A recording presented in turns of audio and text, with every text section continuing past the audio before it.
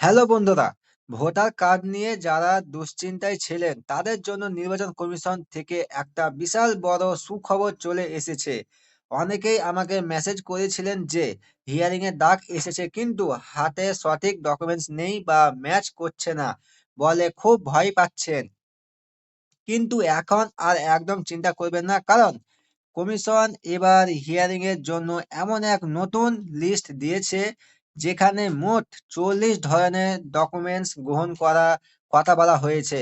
আজকের ভিডিওতে আমি সেই পুরো লিস্ট নিয়ে বিস্তারিত আলোচনা করব যাতে আপনাদের সব সমস্যা দূর হয়ে যায়।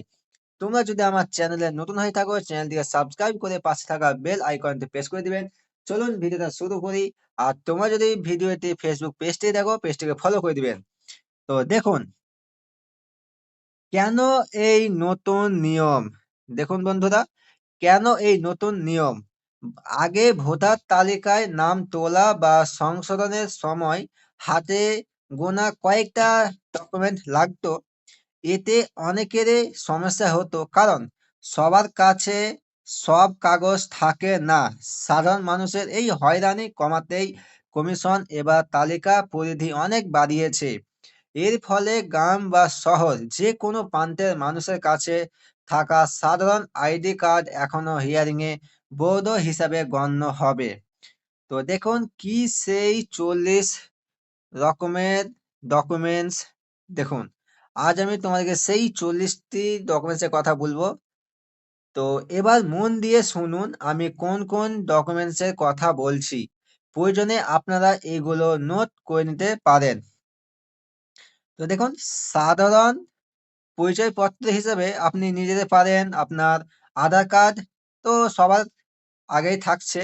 এছাড়া প্যান কার্ড এবং ড্রাইভিং লাইসেন্স আপনারা দেখাতে পারেন, বা ঠিকানার জন্য আপনারা দেখাতে পারেন আপনার বাড়ির ইলেকট্রিক বিল, জলের বিল বা ল্যান্ডলাইন ফোনের বিল। এমনকি আপনার নামে থাকা গ্যাস কানেকশনের বইটিও এখনো বড় প্রমাণ হিসাবে কাজ করবে। আর ব্যাংক ও পোস্ট অফিসের ক্ষেত্রে কি, অনেকেরই সরকারি ব্যাংকে অ্যাকাউন্ট থাকে, সেই ব্যাংকের পাসবুক যদি ছবি সহ আপডেট করা থাকে তবে সেটিও হিয়ারিং এ গ্রহণযোগ্য। পোস্ট অফিসের সেভিং অ্যাকাউন্টে বইও চলবে। চাকরিজীবী ও পেনশনভোগীদের জন্য যারা সরকারি বা আধা সরকারি কাজ করেন তাদের সার্ভিস আইডি কার্ড, আর প্রবীণ নাগরিকদের জন্য পেনশনের পিপিও অর্ডার বা কার্ড। কৃষক বন্ধুদের জন্য এটা খুব গুরুত্বপূর্ণ, কিষাণ ক্রেডিট কার্ড বা জমির খতিয়ান ও পর্চাও এখন ভোটার ভেরিফিকেশনে বড় ভূমিকা পালন করবে। স্বাস্থ্য ও বীমা ক্ষেত্রে কেন্দ্রীয় সরকারের দেওয়া স্মার্ট হেলথ কার্ড বা আপনার যদি কোনো এলআইসি পলিসি থাকে তার অরিজিনাল বন্ড পেপারও আপনি প্রমাণ হিসাবে দিতে পারেন। শিক্ষাগত যোগ্যতা হিসাবে আপনি দেখাতে পারেন আপনার মাধ্যমিক বা উচ্চ মাধ্যমিকের মার্কশিট বা সার্টিফিকেট, যাতে আপনার জন্মের তারিখ পরিষ্কার আছে। অন্যান্য বিশেষ কার্ড, যেমন যদি কেউ বিশেষভাবে সক্ষম হন তবে তার জন্য প্রতিবন্ধী শংসাপত্র বা ইউডিআইডি কার্ড লিস্টও আছে। এছাড়াও গ্রাম পঞ্চায়েত বা মিউনিসিপ্যালিটি থেকে পাওয়া নির্দিষ্ট কিছু সার্টিফিকেটও বিশেষ ক্ষেত্রে কাজ করবে। হিয়ারিং এ সফল হওয়ার কিছুটা কৌশল দেখুন।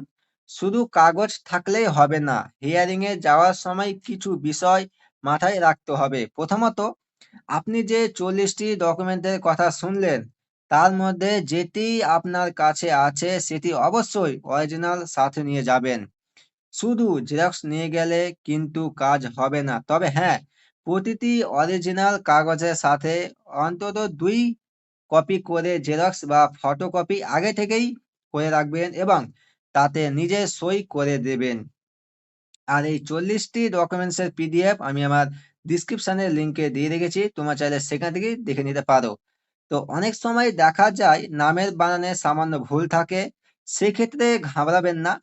আপনার কাছে থাকা বিকল্প ডকুমেন্টগুলোর মধ্যে যেটিতে নাম ঠিক আছে সেটি বড় করে অফিসারকে দেখান। কমিশন এখন অনেক নমনীয়, তাই সঠিক তথ্য দিলে আপনার কাজ আটকে থাকবে না। তো ভোটার তালিকা সংশোধনের এই সুযোগ কিন্তু বারবার আসে না, তাই হিয়ারিং এর তারিখ ও সময়টি ভালো করে দেখে নিন এবং ঠিক সময়ে গন্তব্যে পৌঁছান। ভোটার কার্ডের সাথে আধার লিঙ্ক বা মোবাইল নম্বর লিঙ্কের কাগজগুলো এই সুযোগে সেরে নিতে পারেন। তো আজকের এই তথ্যগুলো যদি আপনাদের কাজে লেগে থাকে তবে ভিডিওটি অবশ্যই শেয়ার করুন, কারণ আপনার একটি শেয়ার হয়তো এমন কাউকে সাহায্য করবে যিনি ডকুমেন্টস নিয়ে দুশ্চিন্তায় দিন কাটাচ্ছেন। আপনাদের কোনো প্রশ্ন থাকলে কমেন্ট বক্সে জানান, আমি উত্তর দেওয়ার চেষ্টা করব। সাবস্ক্রাইব করে থাকুন এমন আরো ইনফরমেটিভ ভিডিওর জন্য। দেখা হচ্ছে পরের ভিডিওতে।